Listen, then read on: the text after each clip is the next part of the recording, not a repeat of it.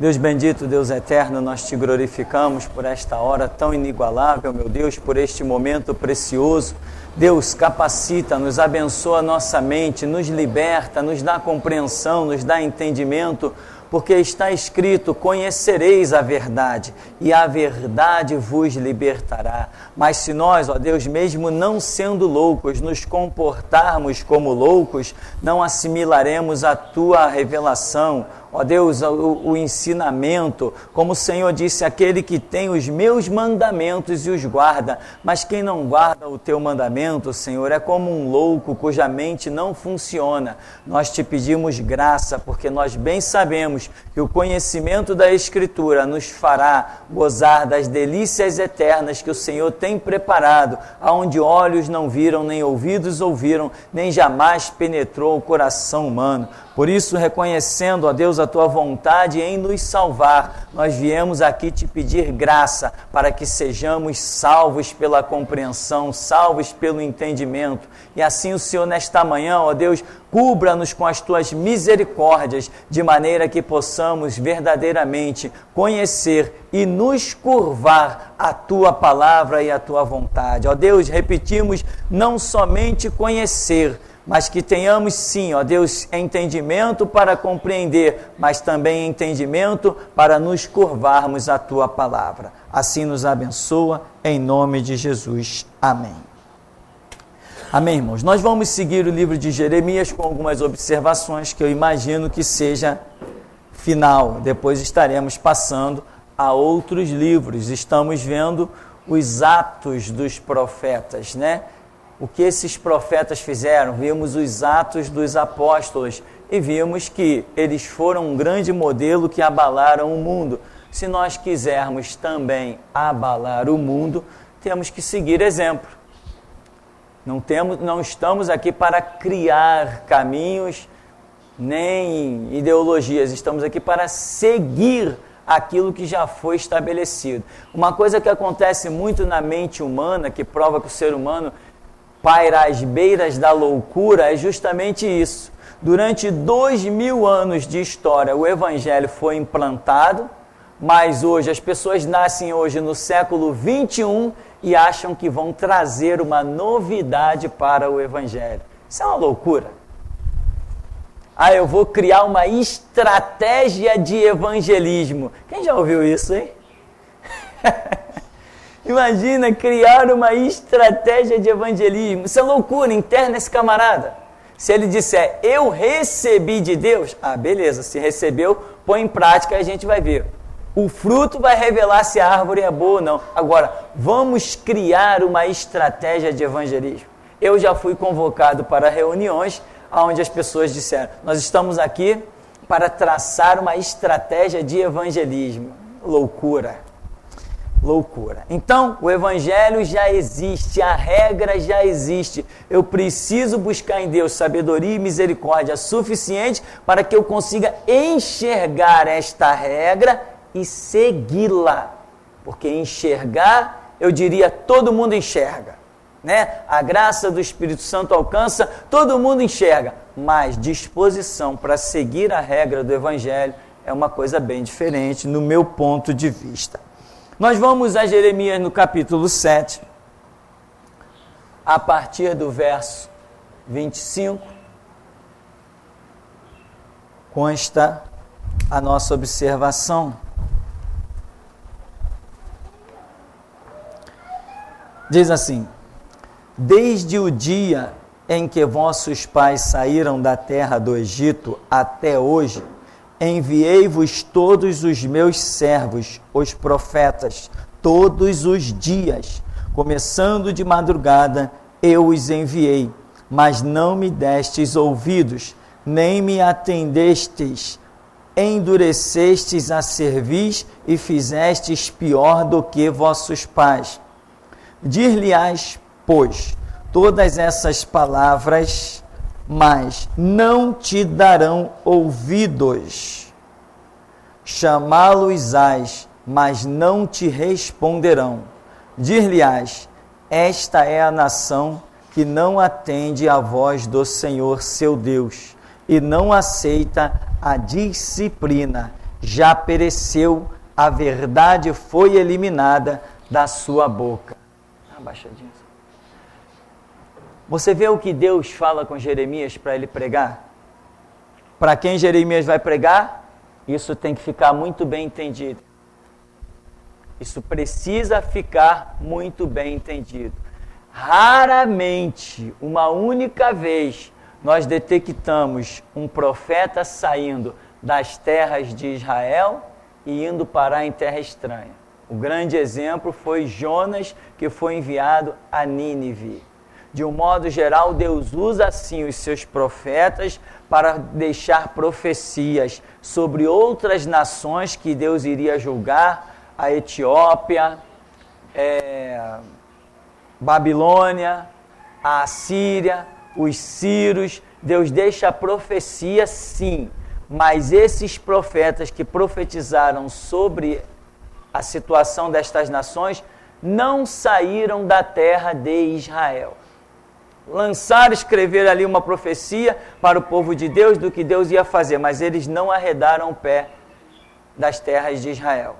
Jonas foi o único que foi lá em terra estranha, pregou e depois voltou. Agora, os profetas profetizaram no meio do povo de Deus. A grande quantidade das palavras que os profetas usam são dirigidas à nação de Israel, ao povo de Deus. E aqui, veja como é impressionante quando Deus diz assim: eu enviei os profetas desde que vocês saíram da onde? Da terra do Egito. Olha o tempo. Então Deus está dizendo o tempo todo, aqui vai dizer de madrugada e todos os dias. Quer dizer, Deus está usando a expressão todos os dias, ou seja, constantemente eu venho exortando, corrigindo, repreendendo, mas vocês não me dão ouvidos. Aí está dizendo assim, olha, dir-lhe-ás pois todas essas palavras, mas eles o quê? Não te darão ouvidos. Mas ouviram? Ouviram. O livre-arbítrio existe. O projeto de Deus é que eles deem ouvidos, que eles atentem para a realidade. Mas o livre-arbítrio deles está lá, livre, e Deus está dizendo assim, eles não vão te dar ouvidos. Ah, Senhor, já que eles não vão me dar ouvidos, então não preciso pregar. Não, você tem que pregar. Então, não vão te dar ouvidos, você vai chamá-los, eles não vão te responder. E dir-lhe-ás, esta é a nação que não atende à voz do Senhor seu Deus, não aceita a disciplina, já pereceu, a verdade foi eliminada da sua boca. Não aceita a disciplina e não atende à voz do Senhor seu Deus. De quem? Quem que Deus está falando que é essa, que está enquadrado nessa situação? Israel, ou seja, a igreja. Israel é o retrato da igreja. Toda a história da igreja, toda, já está tipificada no cenário de Israel. Os profetas e etc. representam hoje aqueles que Deus levanta para repreender, para denunciar, porque é o que Jeremias está fazendo, repreendendo, denunciando. Vocês adulteram? Vocês são homicidas, vocês têm as mãos manchadas de sangue, depois vem diante do meu altar e vem dizer templo do Senhor é este. Eu estou vendo tudo que vocês fazem. De quem Deus está falando? Então veja, esta situação de repreensão, ela é uma realidade para a igreja também. Vou botar aqui também.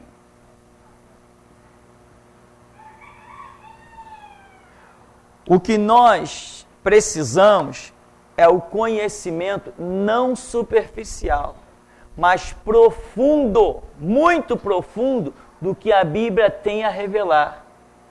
Tem os palhaços, eu considero algumas pessoas verdadeiros palhaços. Eu já li a Bíblia toda. Tá, para quê? Para ir para o inferno? Leu a Bíblia toda para ir para o inferno?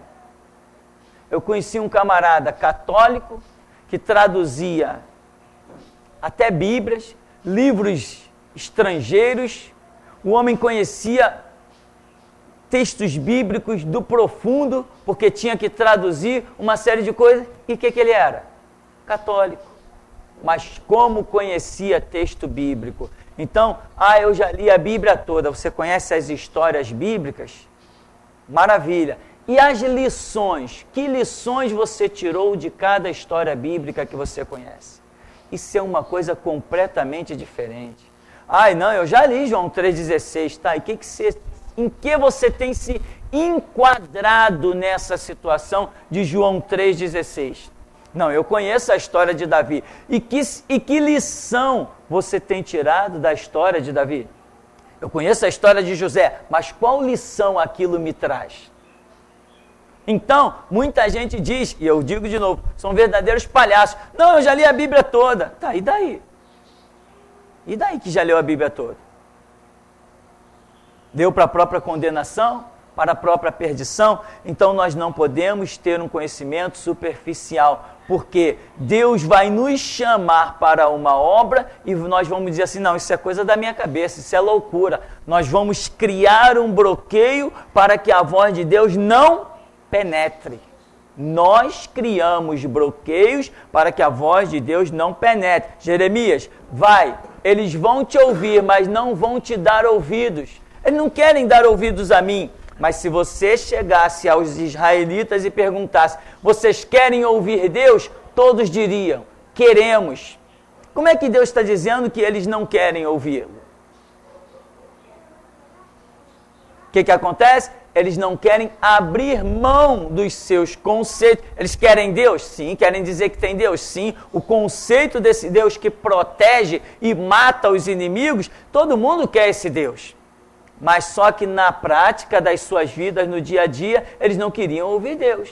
Eles não aceitam a disciplina. Isto é o retrato da igreja que está aí vergonhosamente caída. Aí Deus levanta e nesse tempo, se Deus levantar alguém nesse tempo, será para denunciar, colocar o dedo na cara, apontar o pecado mesmo, está em pecado e não tem filosofia.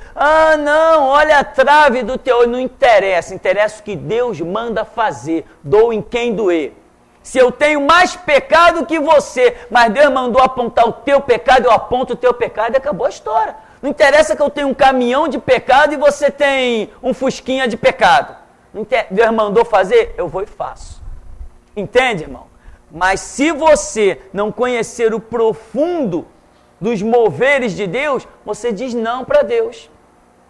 Você vai achar que as coisas que você está ouvindo é loucura.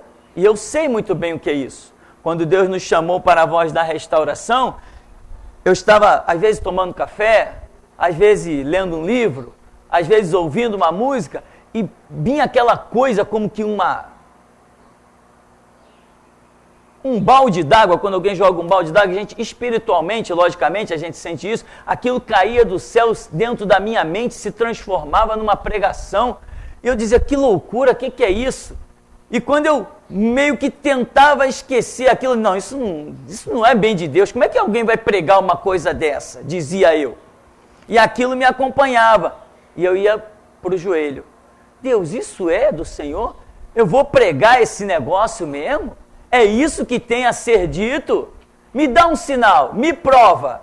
E aquilo fervia de uma maneira, a presença de Deus, coisas gloriosas, e nós acabamos abrindo mão dos nossos temores, das nossas posições que nós mesmos criamos para dar vazão à obra de Deus. E o resultado tem sido maravilhoso. Hoje nós pregamos o Evangelho no mundo inteiro. Que Evangelho?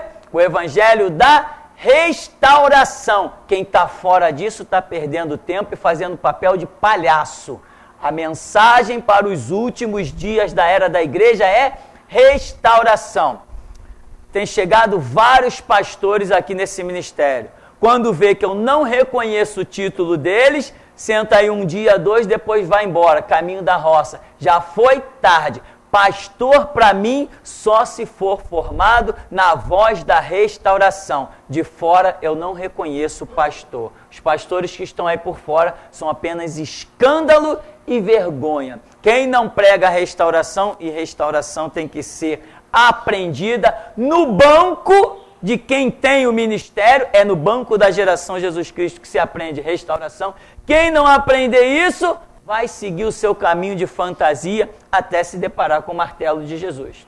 Então, Jeremias é chamado numa situação terrível para ir lá e apontar pecado, e Deus está dizendo, esse povo é de dura cerviz, eles não vão dar ouvidos, mas você grita na cidade, você anuncia, você faz a sua parte. E se você não conhecer esses detalhes do mover de Deus, quando Deus te disser assim, vai lá e aponta o pecado de fulano, você vai dizer assim, não, isso não é obra de Deus não, longe de mim tal coisa. Entende, meu irmão? E nesses últimos dias, a missão é apontar, denunciar, apontar mesmo, é dedo na cara, tu é falso, é pilantra, é mercenário, acabou a história, eu não tenho parte contigo.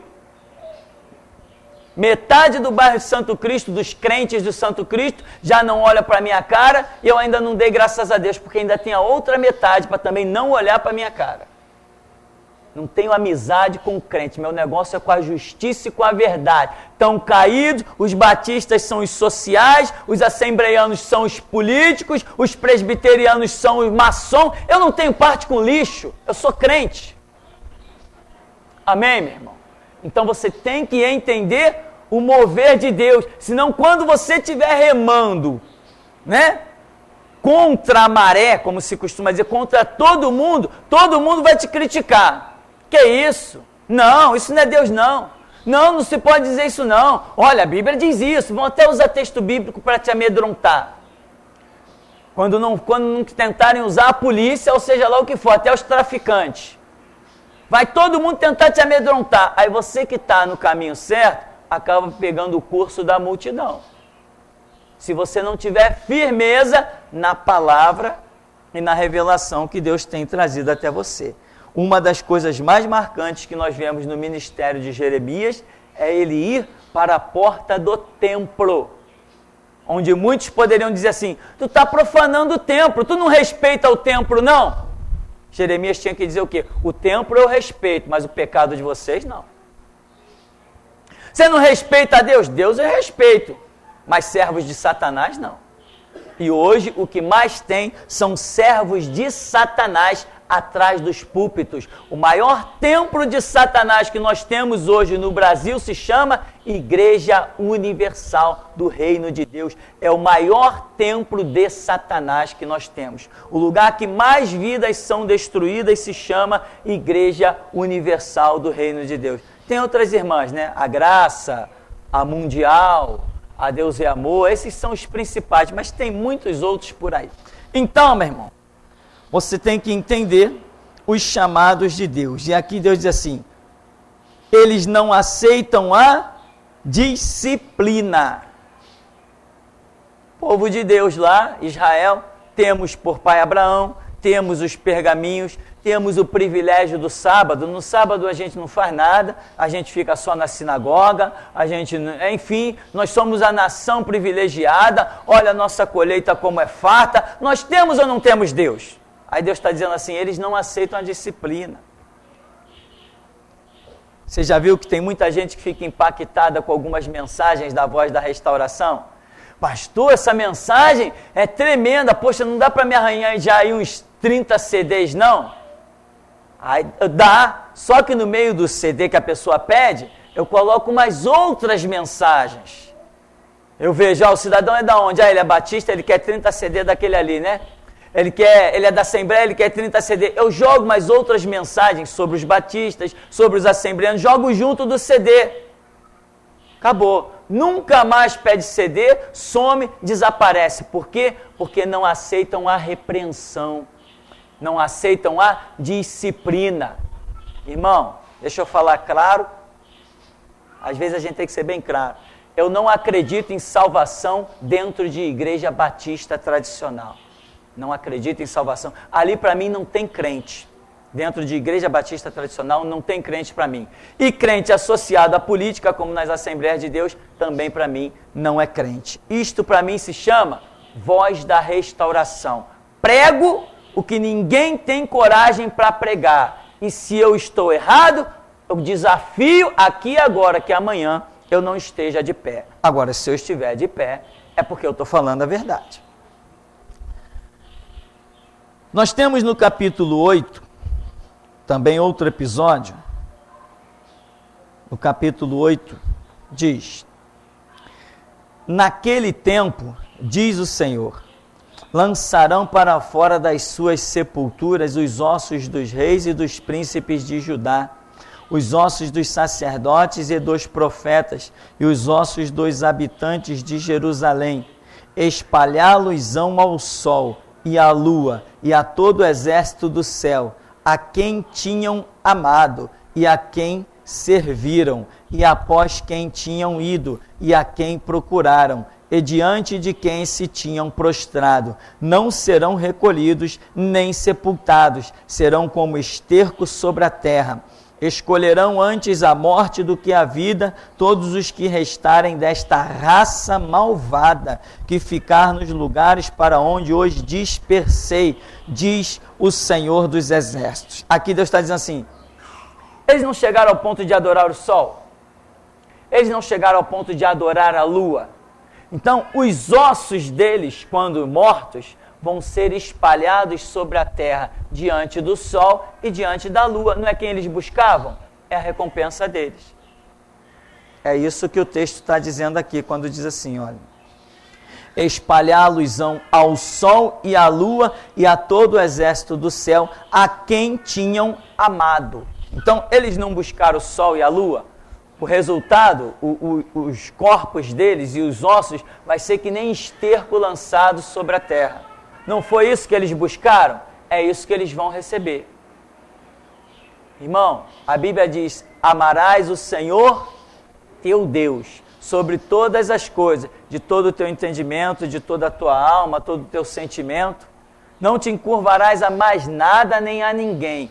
A tua adoração é exclusiva a Deus. E o teu temor, a Bíblia também diz que é exclusivo a Deus. E a tua confiança também é exclusiva a Deus. Hoje nós temos um bando de crentes sem vergonha, negando a Cristo, que está com amizade com político para se proteger.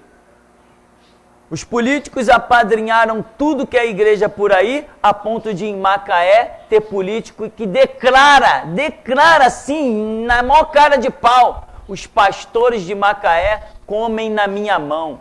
Imagina Jesus Cristo olhando e dizendo assim: caramba, olha o que estão falando do cara que eu botei lá atrás de um púlpito, do sacerdote que eu fiz com o meu sangue. Olha só, um político servo de Satanás, que governa através de um sistema de constituição confeccionados por mãos humanas, está dizendo que o meu sacerdote come na mão dele e eu não posso fazer nada, porque é verdade. Quem vai pagar? O sacerdote. Ele vai pagar, porque se ele tivesse tido dignidade, o político não diria isso, que o sacerdote come na mão dele, faz o que ele quer, age, porque lá os políticos constroem a igreja, e o povo besta fica todo feliz. Aí na época das eleições, o púlpito vira um palanque, campanha, placas lá fora da igreja: estamos com fulano. Ora, nós fomos aqui numa assembleia foi Campo Grande, aquele lugar que nós fomos? Tinha lá umas placas apoiando Eduardo Paes, apoiando outros candidatos, faixas imensas em cima da igreja, mas eu olhei ao redor do templo e eu não vi nenhuma faixa escrito Jesus Cristo é o Senhor. Mas eu vi várias faixas de político em cima da igreja, mas não vi nenhuma placa exaltando Jesus Cristo. Ah, é isso que eles estão buscando? É perante isso que o final deles será, assim como Deus está mostrando aqui. O final deles será: eles não buscaram o sol e a lua, a proteção deles não era o sol e a lua, a reverência deles não era o sol e a lua. O corpo deles vai ser como esterco sobre a terra, espalhado diante do sol e da lua. Esse será essa será a recompensa dos políticos das Assembleias de Deus e dos batistas que têm se curvado à Constituição e à lei de homens. Essa é a recompensa deles. Não é o que eles têm buscado, é o que eles vão receber. Porque quem procura, acha. Nós temos procurado por Deus, o nosso final será na palma da mão de Deus. Então, meu irmão, isto aqui é Jeremias. O que ele está tentando fazer? Ele está tentando acordar a então igreja do Antigo Testamento, que é Israel. E está tentando sacudir. Olha, vocês não adianta vocês quererem lutar, não adianta vocês quererem achar que vai prosperar. Deus está contra vocês. Babilônia vem e vai arrasar com tudo. E hoje nós estamos dizendo, não adianta a igreja ficar buscando recursos e um monte de blá blá blá. O império do anticristo virá e vai reduzir a igreja a esterco, a pó. Só vai escapar quem der ouvidos à voz da restauração. Não existe arrebatamento para assembleiano, não existe arrebatamento para batista, para metodista, presbiteriano, para essa raça. Universal nem se fala, que isso aí nunca nem foi igreja. Não existe livramento, arrebatamento para essas pessoas. O livramento será exclusivo para quem tiver dentro de si, do seu espírito, do seu coração, a unção da guerra, do grito da meia-noite, da voz da restauração. Quem não estiver realmente procurando entregar a sua vida como sacrifício no altar de Jesus Cristo, vai ser trucidado pelo reinado do anticristo, que é tipificado desde o Antigo Testamento pelo Império Babilônico. Porque a respeito de Nabucodonosor, rei da Babilônia, diz que não houve, essa é a expressão quando Daniel interpreta a árvore, que é símbolo do reinado de Nabucodonosor, que ele tem uma grande árvore e que as aves do céu se aninham nos seus ramos e os animais do campo repousam à sua sombra. E a interpretação de Daniel é a seguinte, que não houve parte, não houve domínio, não houve terra sobre o planeta então conhecido que Nabucodonosor não tivesse dominado. O Império de Babilônia representa o domínio do anticristo, que em breve acontecerá neste século 21 sobre toda a terra. Inclusive eu digo, Nabucodonosor dominou até Israel. O império do anticristo dominará até a igreja, não a igreja restaurada. Porque a Escritura diz, há um que o detém até que do meio seja tirado. Esse que o detém não é a igreja. Paulo não disse, a igreja estando na terra detém o anticristo. Não, há um que o detém. E esse um é o Espírito Santo. E o Espírito Santo não está nas igrejas. O Espírito Santo está na vida dos restauradores. Ninguém tem a ousadia que nós temos, ninguém tem a intrepidez que nós temos, ninguém é capaz de calar qualquer um como nós calamos, não é porque somos sábios em nós mesmos, é porque o Espírito da revelação está sobre nós. Calamos delegado, calamos juízes, calamos promotor, nós calamos todo mundo, porque o Espírito que detém o anticristo está nas nossas vidas. Então, não é a igreja que detém o anticristo, é a restauração, ou seria uma igreja restaurada, não simplesmente igreja, porque a respeito de igreja, Mateus capítulo 25 é muito claro, né? Tinham lâmpada, tinham a luz, a palavra, tinham o azeite, mas não estavam em condições de receberem Jesus Cristo. Então, esse é o ministério de Jeremias. E aqui Deus mostrando que cada um vai ser recompensado mediante aquilo que buscou. Buscou o sol e a lua. Então, perante ele é que vocês vão passar a eternidade. Quando eu digo, os ossos vão ficar espalhados diante do sol e da lua. Você sabe que os ossos têm uma vida muito longa, né? Os ossos têm vida muito longa. E esse espalhar dos ossos representa a eternidade. Hoje se descobre fósseis aí de animais com, sei lá, diz a ciência, milhões de anos, dinossauros. Os ossos têm essa propriedade de ter uma durabilidade quase incalculável. Então, está significando que aquelas pessoas que tiveram essas práticas, que negaram Deus, deram as costas para Deus, que elas vão estar recebendo a sua recompensa eterna, perante o sol e a lua, ou seja, não é perante Deus. Se não estão perante Deus, estão condenados ao inferno. De quem Deus estava falando? Sacerdotes, escribas, os doutores da lei, os príncipes do povo e também o povo. Capítulo 8, verso 4 diz: Dize-lhes mais, assim diz o Senhor, quando caem os homens, não se tornam a levantar? Quando alguém se desvia do caminho, não torna a voltar?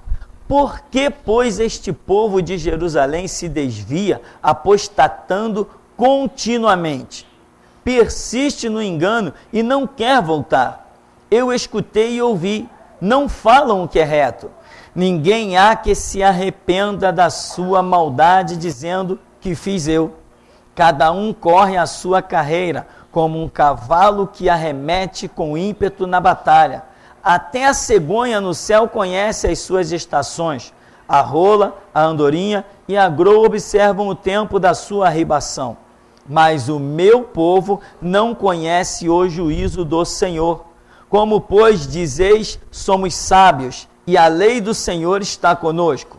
Pois, com efeito, a falsa pena dos escribas a converteu em mentira. Os sábios serão envergonhados, aterrorizados e presos. Eis que rejeitaram a palavra do Senhor. Que sabedoria é essa que eles têm? Sabedoria é essa que eles têm? Até as aves conhecem o tempo, a grou, a andorinha, tudo sabe as estações, eles discernem o tempo, né? Você já viu que de vez em quando passa aquele bando de patos, aquele bando de aves, sempre na mesma época, na mesma estação do ano, eles sabem como se conduzir.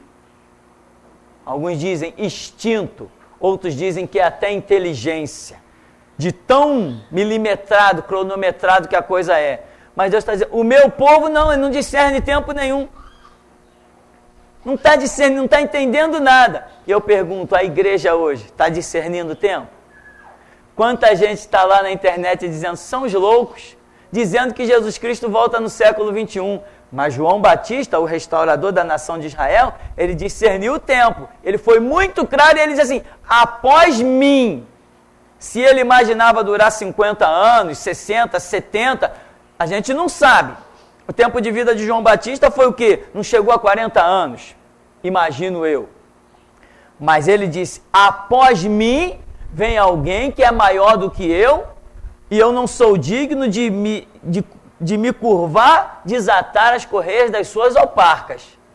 Esse que vem aí é poderoso, batiza com o Espírito Santo, com fogo, ele tem na sua mão a pá, limpará a sua eira, queimará a palha com fogo inextinguível, que não se apaga, mas o seu trigo ele vai ajuntar no celeiro. Olha o discernimento, a revelação que João Batista tem.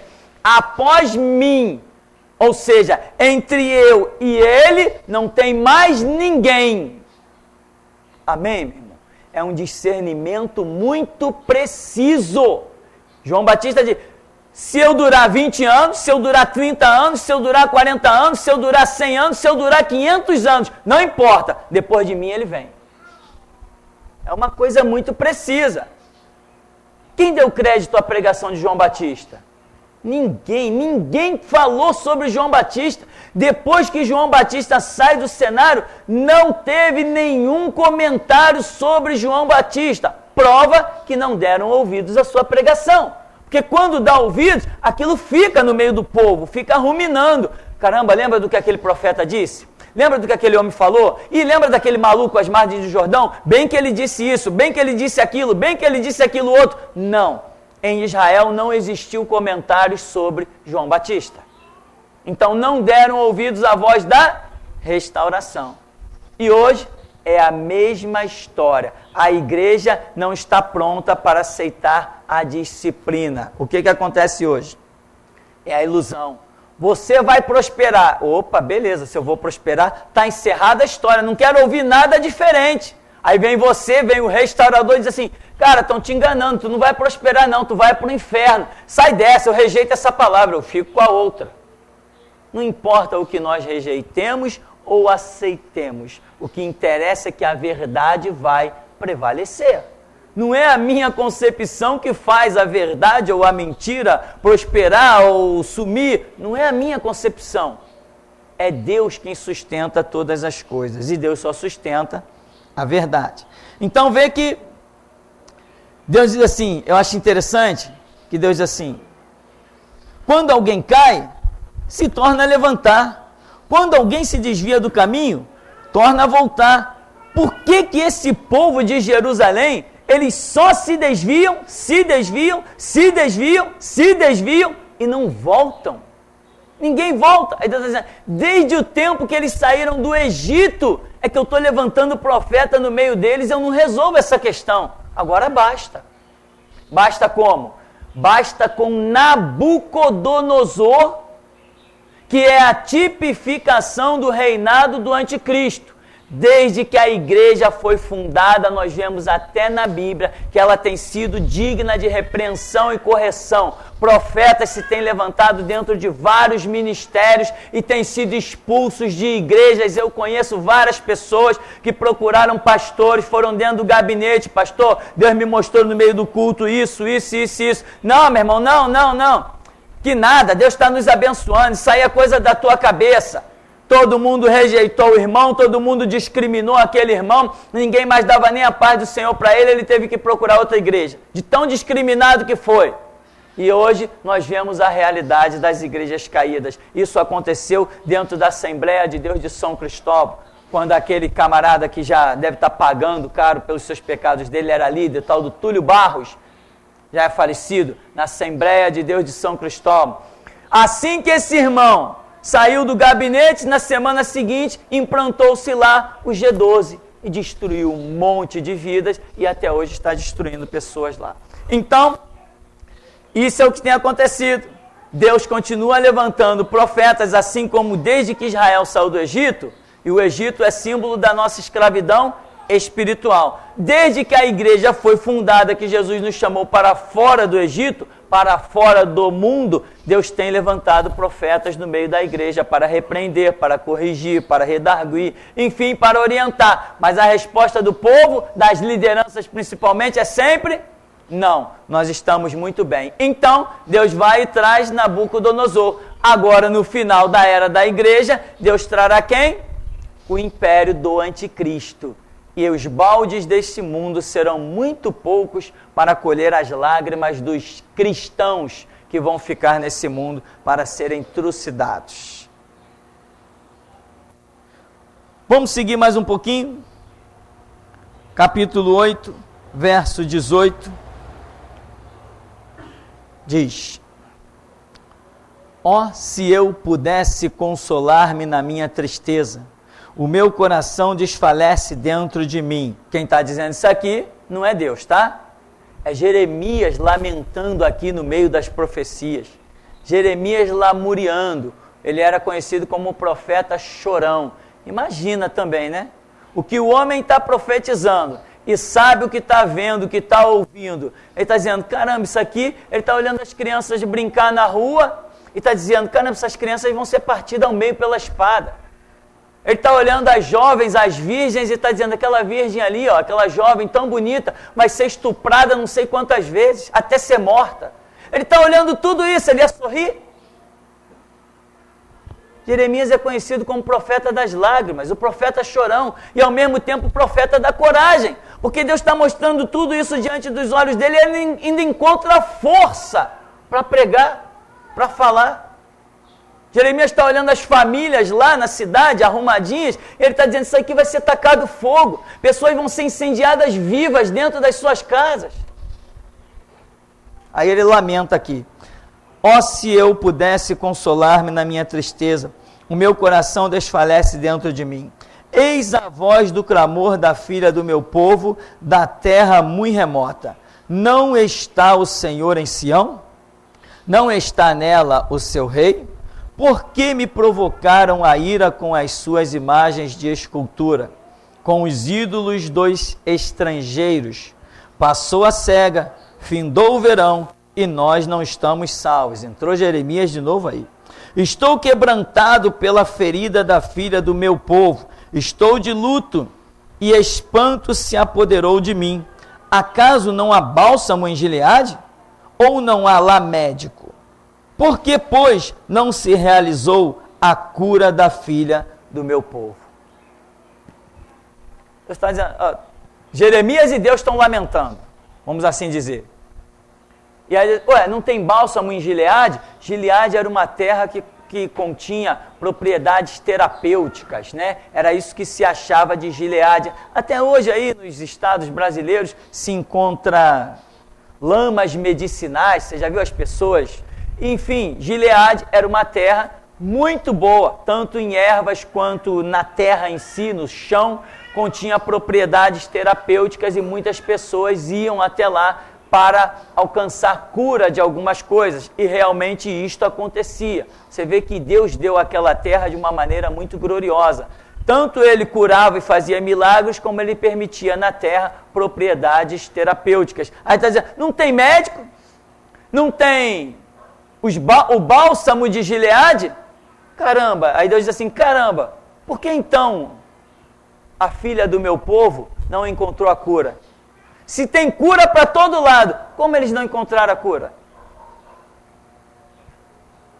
Hoje eu posso te dizer, Jeremias foi um homem só, mas alcançou a nação inteira. Não alcançou? Nós somos poucos, mas os meios de comunicação que Deus tem trazido na última geração nos fará alcançar toda a igreja. Irmão, anota isso que eu vou te dizer. Aonde existir um crente, lá chegará a voz da restauração.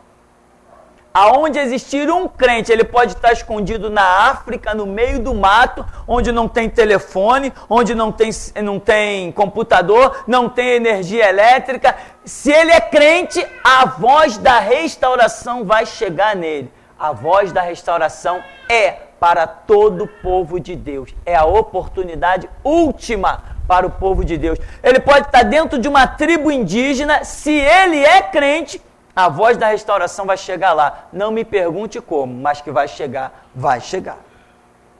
Esse é o projeto. Com Jeremias, alcançou a nação toda. Conosco, vai alcançar todos os cristãos na face do planeta. Pode estar em Londres, na Espanha, na Alemanha, pode estar no Chile, pode estar na Venezuela, na Argentina. Esses são só os contatos que eu me lembro aqui na minha cabeça, né? Pode estar em Roraima, pode estar onde? Zurique. Zurique é o quê? Suíça, né? Pode estar em qualquer canto, mas se é um crente, a voz da restauração vai chegar lá. Esse é o projeto de Deus com a voz da restauração. Então aqui Deus diz assim, acaso não há bálsamo em Gileade? Ou não há médico? Por que, pois, não realizou-se a cura da filha do meu povo? Quer dizer, tipo assim, a cura está diante deles, tem o bálsamo, tem os médicos. Por que eles não encontraram a cura? Não encontraram porque não quiseram. Amém? Não encontraram porque não quiseram. Existe um homem chamado Nunes. Eu falo mesmo, eu dou nome mesmo, não tenho medo de ninguém. Existe um homem chamado Nunes, numa, vamos chamar de igreja, ali embaixo no Santo Cristo, perto do Mundial. Aquele homem tem uma capa de ovelha fora do comum. E tem algumas pessoas daqui, não sei, também não faz a diferença, que presentia ele com alguns CDs, sempre que eu falo no nome dele. Esse aí, quando você disser que é para ele, irmão, leva de graça. O homem é falso. Montou uma birosca, onde Deus já mandou ele fechar, que ele confessou isso com a boca dele diante de mim, que Deus mandou ele fechar aquilo ali, mas ele não fechou. Ele confessou isso diante de mim, eu estou falando perante o Deus vivo, cujos olhos são como chama de fogo e que tem espada afiada para bater quem quiser, na hora que bem quiser. Ele confessou diante de mim que Deus mandou ele fechar aquilo e ele não fechou. Aquele homem é falso até os cabelos, dos cabelos à planta dos pés. Se ele souber uma fonte de bênção, mas vê que ele vai perder algum privilégio, ele não te fala a fonte da bênção. Ele é falso, aquele é um mentiroso. Então, é isso o que os pastores estão por aí fazendo. Eles estão olhando o seu próprio lado. Não, eu não sou pastor não, mas poxa, a igreja dá dinheiro. Igreja não dá dinheiro, irmão? Dá, claro que a igreja dá dinheiro. Quem não sabe que a igreja dá dinheiro? Dá. Nós por acaso construímos essa obra aí por 100 mil reais, porque foi do meu bolso? Não, foi do teu, não foi do teu? Foi do teu bolso que nós construímos isso aí com 100 mil reais. Então a igreja dá dinheiro. Aqui no ministério nós temos acho que uns 7 computadores. Usamos todos eles, não tem nada para enfeite aqui não. A igreja dá dinheiro. É qualquer pessoa que consegue comprar 7 computadores? Não, mas a igreja consegue. Pagamos R$230 de energia elétrica. Me diz se essa fosse a sua conta, como você ficaria? Desesperado, né? Muitas pessoas aqui não teriam condições de pagar R$230 de energia elétrica. Nós pagamos. Então a igreja não dá dinheiro? Claro, a igreja tem que dar dinheiro, tem que dar recurso. Nós montamos os equipamentos e trabalhamos. Temos microfones sem fio, alguns doados, outros que a gente compra. Tem bateria, breve terá guitarra, tem contrabaixo já, e, enfim, tudo isso que a gente faz para a glória de Deus, tudo isso é comprado com dinheiro. Então a igreja não dá dinheiro? Dá. Deus chama os seus sacerdotes, sim, para administrar o seu dinheiro. Mas quando um sacerdote é levantado por Deus, ele administra tudo, sabendo que ele não é dono de nada.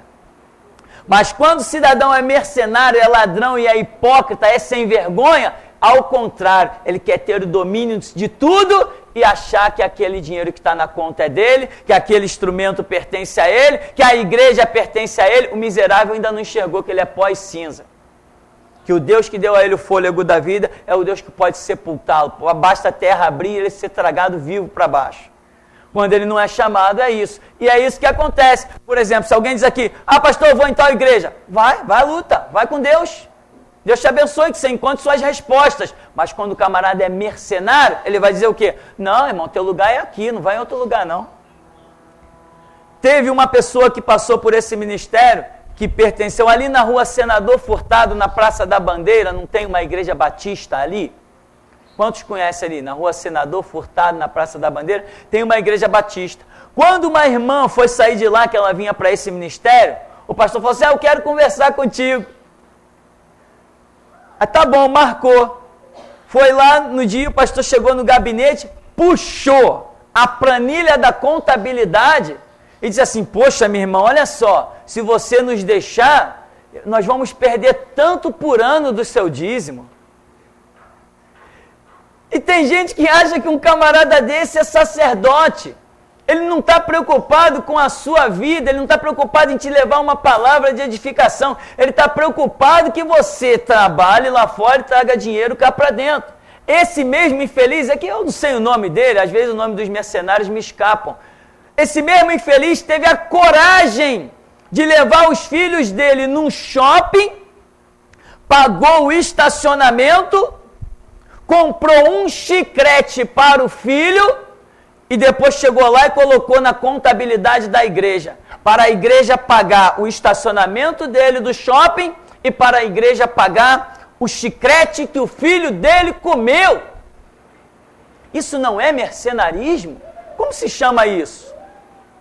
Que nome tem esse negócio? E aí nós, não vamos falar, não é escândalo, né? O ímpio vai ouvir isso, não vai querer saber de se converter, e é problema meu, eu tenho que falar o que Deus me manda falar. Quem vai se converter ou deixar de se converter é problema de cada um. Eu me converti e estou seguindo Jesus, estou bem feliz da vida. Cada um que procure seu caminho, se alguém achar que seu caminho é na macumba, vai lá, não posso dizer vai com Deus, então vai com o diabo mesmo. É problema de cada um. Agora, eu tenho que falar a verdade. Mas se eu não conhecer a vida de Jeremias, pois não, eu não posso falar não. Não, isso não é de Deus não. Se eu não ouvir, se eu não souber que João Batista disse raça de víboras, eu vou não, isso não é de Deus não. É melhor eu ficar na minha. É melhor eu pregar a paz e o amor. Outra coisa, Fuja, meu irmão. Já tinha tempo que nós não falávamos sobre isso. Fuja de ministério onde tem mulher pastora. A sua vida será destruída. Fuja disso. Mulher pastora é uma maldição terrível. Fuja desse negócio. Já tinha tempo que nós não tocávamos nesse assunto. Se bem que tem um CD por aí que está rodando tudo que é canto, eu estou criando um monte de inimigo mulher. O que eu tenho de inimigo mulher por causa disso? Porque muita mulher quer ir para o pastorado, né? Inclusive muitas já passaram por aqui. Então, meu irmão, esta é a realidade. As pessoas não estão olhando para a sua vida. Não se preocupam em estudar, aprender, receber de Deus e transmitir algo de Deus edificante para a sua vida. Elas estão preocupadas com o seu salário, né? É a caderneta, é o envelopezinho, né? Todo mês. Vocês já foram dessas igrejas que cada mês que você contribui, escreve lá. E aí ainda tem a cara de pau para constranger mais você, pega aquela planilha e pendura no corredor da igreja, pendura dentro do santuário, para que todo mundo veja que você está dando seu dízimo. Ou seja, se você falhar, você vai ficar constrangido. Então você não falha, sei lá, essas coisas assim. Vocês já participaram desses lixos chamados igreja, né? Eu já entrei em igreja que estava lá. Aí fica todo mundo olhando, caramba, o irmão tal dá R$1.000 de dízimo, né? O irmão tal é cheio da grana, poxa, onde será que ele trabalha? Aí, de um abismo, vai chamando outros. Temos perguntas? Vamos ouvir aqui um instantinho, depois a gente chega aí. É uma pergunta da Márcia. Ela diz assim: pastor, lendo Daniel, vi que Daniel negou os manjares do rei, pois era para demônios. E vi que ele negava tudo que vinha do rei, mas vi que ele aceitou receber dons do rei. Podemos receber dons de reis da terra, mas não são dons satânicos e não do Espírito Santo? É possível alguém nos dar dons ou somente o Espírito Santo? Desculpe a minha ignorância. Não tem nada que desculpar, né? Não tem nada. Ele não recebeu nenhum dom do rei. Daniel não recebeu nenhum dom de nenhum dos reis que passaram pela vida dele no império lá onde eles estavam cativos. Na verdade, o que aconteceu foi que o rei o deu um trabalho. Quando ele interpretou coisas, enfim, e ninguém conseguia, o rei o deu um trabalho. O que o rei viu? O rei não estava presenteando ele simplesmente. O rei estava olhando e dizendo assim: pô, esse camarada aí é diferente. Eu vou colocar ele para administrar as minhas províncias, porque o lucro vai ser meu. Essa é a verdade do que aconteceu ali com Daniel. O lucro vai ser meu. Eu estou vendo esse cara é firme nas palavras dele. Eu estou prometendo um monte de coisa para ele e ele já entra na sala dizendo assim: ó rei, os teus presentes sejam para ti. Mas a interpretação é essa. Quantas vezes ele não fez isso? Ele não queria presente, ele não recebeu. O que ele recebeu do rei foi um emprego. E a Escritura diz que Daniel, a sua província, era a que mais prosperava, porque ele não roubava o rei. E por causa de não roubar o rei, ele provocou uma grande legião de inimigos, aonde foi acabar, inclusive, na cova dos leões. Então ele não aceitou dádivas do rei, não. Ele ganhou um emprego do rei e trabalhar seria então uma coisa normal. Podemos ver a mão de Deus, porque Daniel foi levado como cativo, mas ele não estava digno de repreensão. A Bíblia mostra a vida de Daniel sempre impecável e nunca apontou nenhum dos seus delitos ou pecados. Então, Daniel foi um jovem muito amado por Deus, teve que ser levado cativo porque toda a nação foi, mas mesmo lá dentro do inferno do cativeiro, Daniel foi o que foi. E recebeu o que recebeu. E Deus se manifestou a ele. Então ele não recebeu dons do rei, tipo assim, toma aí Daniel, estou te exaltando nisso, naquilo, outro. O que o rei deu para ele foi um emprego, né? Foi um trabalho. Tem mais? Pastor, o senhor explicou aí que a história de Israel tipifica a vida da igreja, certo? Certo. Por que o povo de Israel, com todos aqueles costumes de amuletos, de festas, de comemoração de várias coisas, Sim. Por que as igrejas de hoje copiam o mesmo sentido se com o sangue de Jesus foi tudo isso abolido? Se a regra da igreja hoje não são o evangelho de Jesus Cristo. Por que eles continuam na mesmice de usar amuletos, objetos, tudo? E essas grandes campanhas que eles fazem, tem todas elas sucesso. E o que eu vejo, que as igrejas pequenas, que realmente pregam o verdadeiro evangelho, elas não estão evoluindo. E as grandes igrejas, que como são denominadas aí, estão cada vez mais suntuosas, tudo que eles fazem dá certo, eles usam um símbolo, eles pegam uma arca, fazem uma campanha, arrecada milhões. Exato. Por que isso está acontecendo e Jesus, Deus, ainda não desceu sobre eles a sua correção e a sua ira? Por quê? Ainda não julgou essas causas, esses sacerdotes falsos. O que acontece é o seguinte, Deus já julgou o diabo? Não, Deus já julgou o diabo? Ah, Jesus falou, o príncipe deste mundo já está julgado. Tá, a sentença já foi dada, mas já decretou, já cumpriu-se. Ó, já foi dada a sentença e vai acontecer isso, isso e isso. Tá? A sentença foi dada, mas os acontecimentos já tomaram o seu cumprimento final? Não. Então, se o diabo está solta, as suas obras também estão. Então, por que a Universal está de pé? Porque Deus permite que o diabo ainda esteja solto. Por que a Igreja da Graça, a Mundial, a Deus é Amor e um monte de outros lixos, os presbiterianos com a maçonaria, por que tudo isso está de pé? Porque o diabo ainda tem a permissão de estar solto e realizar as suas obras. O diabo está realizando as suas obras. Por que os terreiros de macumba estão por aí enganando pessoas? Os demônios estão lá, soltos, flutuando. Uma falsa cura que nós sabemos muito bem. Todas essas coisas estão acontecendo, por quê? Porque o diabo ainda tem a permissão de estar solto. E às vezes nós dizemos, por que Deus não manda fogo cair do céu? É mesmo, por que não? Ele tem os seus planos, tem os seus propósitos. Então, o diabo está solto. Automaticamente nós veremos as obras do diabo sobre a terra. E obra do diabo cresce. E como cresce? Olha o tamanho da Igreja Católica.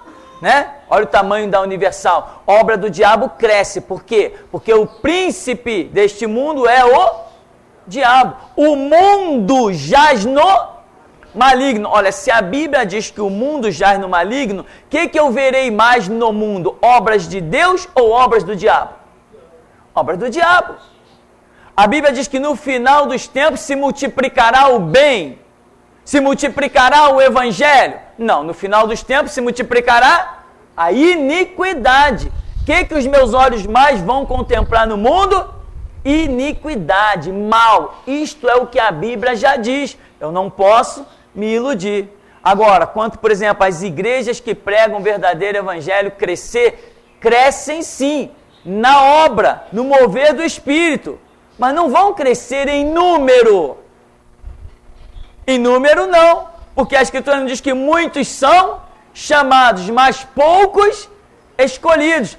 A quantidade que vai entrar no céu é selecionada. Não passa muita gente por essa porta, porque ela é o quê? A porta é estreita e o caminho é o quê? É apertado. Salvação não é para qualquer um. Então a obra de Deus tem que sempre ter menos membros do que as obras do diabo. Porque a porta lá do mundo das trevas, ela é larga e o caminho é espaçoso. Então a multidão vem e passa.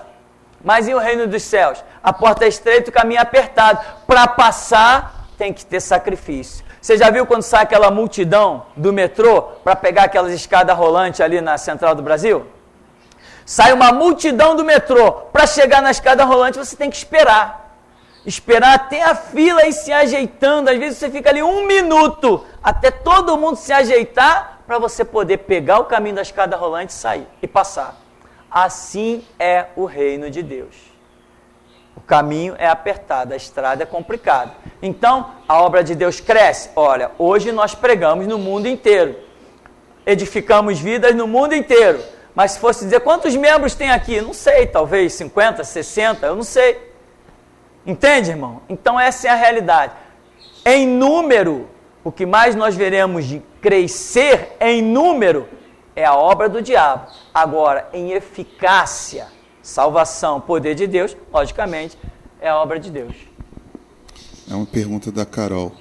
Pastor, quem nunca teve um sobrenatural de Deus tem como colocar Deus à prova? Quando ele se mostra a nós, tem como nós sabermos que foi ele? Pois até o diabo se forma em anjo de luz.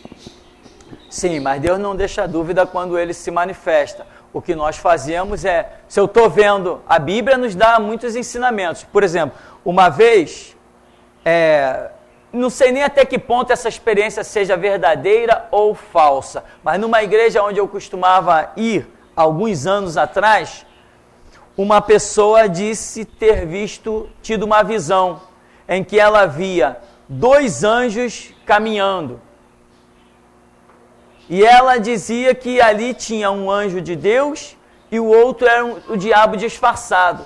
Que ela na hora recebeu do Espírito Santo um discernimento para perceber que o brilho deles era diferente. Tá, considerando que essa visão seja verdadeira, ou mesmo que ela não seja verdadeira, o contexto e a realidade é o seguinte: sempre que Deus fala conosco, Ele tem uma confirmação ou um sinal para mostrar que é Ele falando. Tanto que a Bíblia traz o número do testemunho e da comprovação como sendo o número 2. Os homens de Deus que pedem sinal não aborrecem Deus, simplesmente são edificados. Porque o projeto de Deus é confirmar o que Ele fala para que nós possamos agir com fé, sem nenhuma dúvida. Existe na Bíblia uma passagem que diz que o espírito das trevas não confessa que Jesus Cristo veio em carne. Já vi pessoas dando testemunho de contemplarem aparentemente um anjo, mas perguntar: Jesus Cristo veio em carne? E aquela figura espiritual emudecer, baixar a cabeça. Então a pessoa discerniu, repreendeu. Houve um outro caso com outra pessoa em que ela viu um anjo. E quando ela olhou para aquele anjo, ela temeu e disse: Jesus Cristo veio em carne? O anjo olhou para ela, sorriu e disse: veio. Então a Bíblia nos dá lições para discernirmos a voz de Deus. E quando temos dúvida, a Bíblia nos ensina a tirar essa dúvida. O Deus que fala é o Deus que confirma o que Ele falou. Isto é uma realidade. Agora, se a minha caminhada espiritual não estiver lá muito boa, eu posso até achar que estou ouvindo Deus e estou ouvindo o diabo, como muita gente acontece por aí. Não vê que a Universal está cheia? A Mundial do Poder de Deus está cheia? Não tem pessoas lá dando testemunho de cura? E como tem? Aonde? Num templo de Satanás. Então, eu preciso ter uma vida junto da Escritura, de tal maneira que eu possa alcançar o discernimento das coisas. Agora, se o meu estudo bíblico não for o suficiente, eu vou viver ilusão.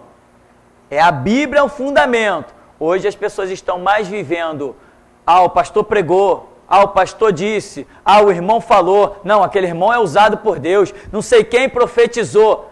Quem está se guiando por outras coisas é problema de cada um. Mas quem se guiar pela palavra vai sempre encontrar resposta. Uma pergunta do Rômulo, de Santa Catarina. Pastor, hoje temos os grandes desastres, como o do Japão, que vemos a mão de Deus destruindo, apesar de muitos acharem que Deus está dormindo e a criação agindo, e dizem que foi a natureza. Mas e esses homens que pregam a paz e a prosperidade e dizem que nesses últimos anos Deus trará os anos mais fartos para a sua vida? Dizem esses hipócritas da teologia da prosperidade. Mas sabemos que a Bíblia não diz isso, e Deus mostra dia a dia, nesses últimos meses, que a realidade é outra. Minha pergunta é: o pastor acha que Deus está realmente castigando o Japão, Blumenau, Rio de Janeiro, ou seja, o mundo? Veja bem, existe aquela situação em que Deus age para castigar, em que Deus age para trazer a catástrofe. Deus não trouxe? Sobre Sodoma e Gomorra, não foi Deus que fez? Sobre a terra toda através do dilúvio, não foi Deus que fez? Então, veja bem, existe esse lado quando Deus olha uma situação, né, e diz: eu tenho que intervir nisso aí. Não foi Deus que interviu na Torre de Babel? Então, tem situações em que Deus vê e diz assim: se eu não intervir agora, nesse projeto aí do diabo ou dos próprios homens, lá na frente, o número de perdidos vai ser muito grande. Um exemplo. Estou eu tentando entrar na mente de Deus. Um exemplo. Então Deus diz assim, não, melhor que eu intervenha nisso aqui, não deixe isso prosperar. Então existe a intervenção de Deus. Existe, porém, também aquelas coisas que já estão pré-determinadas para acontecer. Por exemplo, terremoto. O planeta ainda está quente, o pico acho que é do Himalaia, né? Ainda cresce não sei quantos centímetros por ano. Isto é prova de que aquela placa tectônica gigante ainda continua sendo pressionada naquela direção, em que as rochas ainda não se solidificaram, porque elas estão sendo exprimidas, estão crescendo, ainda que poucos centímetros por ano, mas estão em movimento. Tudo está em movimento, né? Então, a tendência natural é que aconteçam os terremotos. Deus pode gerar um terremoto? Sim, Deus pode, mas na maioria dos casos, eles já estavam pré-determinados para acontecer por causa dos próprios fatores naturais que envolvem o planeta. Só que a mão de Deus poderia impedir, mas aquela nação não o cultua, então ele não impede. Ele os deixa entregue à própria sorte, entregue às catástrofes naturais. Ao passo que, imagino eu, muitos terremotos poderiam ter acontecido em Israel e devastado muita coisa, a mão de Deus e o seu poder vai lá e não permite que aconteça. Quantas vezes no Brasil já poderiam ter acontecido tantas catástrofes? Mas até então o Brasil era uma nação, entendeu? Vamos assim imaginar, dentro de certas considerações de Deus. Agora nós começamos a ver uma série de catástrofes. Outro dia alguém disse assim, mas no Brasil nunca teve esse negócio de ciclone. Viu aquilo outro. Eu falei, mas no Brasil também nunca se exaltou o homossexualismo. Então as coisas estão aí debaixo dos nossos pés, nós estamos como que pisando em ovos, sem saber. Mas Deus está sustentando para que o mal não aconteça. Agora, se a minha vida já não significar mais nada para Deus, se eu já joguei fora as oportunidades que Ele me deu, se eu já dei as costas para Deus, se eu já o rejeitei, se eu já o bani da minha vida, aí é outra história. Quando o mal que naturalmente estava para acontecer no meu caminho vier, Deus não vai colocar a mão, não vai impedir. Então existem esses dois lados. Das coisas que Deus projeta, Sodoma, Gomorra, o dilúvio, Torre de Babel, e existe o lado das coisas que já estão prontas para acontecer. Um exemplo, há cerca de 20 anos atrás, houve uma profecia científica, vou assim dizer, os cientistas disseram que a ilha do Japão vai desaparecer. E eles diziam, não sei se daqui a 30 anos, não sei se daqui a 50 anos, mas o fato é que a ilha do Japão vai desaparecer. Ou seja, é algo que já está predito cientificamente, é algo que faz parte do planeta. Agora, Deus é poderoso para mudar aquela situação e nada acontecer? Mas pelo jeito não vai mudar, porque o Evangelho chegou até o Japão? Chegou, mas hoje eles são o quê? Budistas. Tem o filme conhece aquele pregador Josué Erion? Tem um filme dele pregando no Japão. Quando a câmera passa pelos japoneses dentro da igreja, sabe o que eles estão fazendo? A maioria está tudo dormindo. O homem está pregando e eles estão todos dormindo, estão nem aí para a pregação. Então, uma nação que não está nem aí para o Evangelho, Deus também não está nem aí para eles. O furacão que Deus poderia simplesmente impedir que acontecesse, Ele deixa acontecer. Então, as catástrofes, elas existem e não é Deus necessariamente que as faz, mas sim Deus as permite. Amém? Vamos dar uma paradinha, daqui a pouco a gente volta.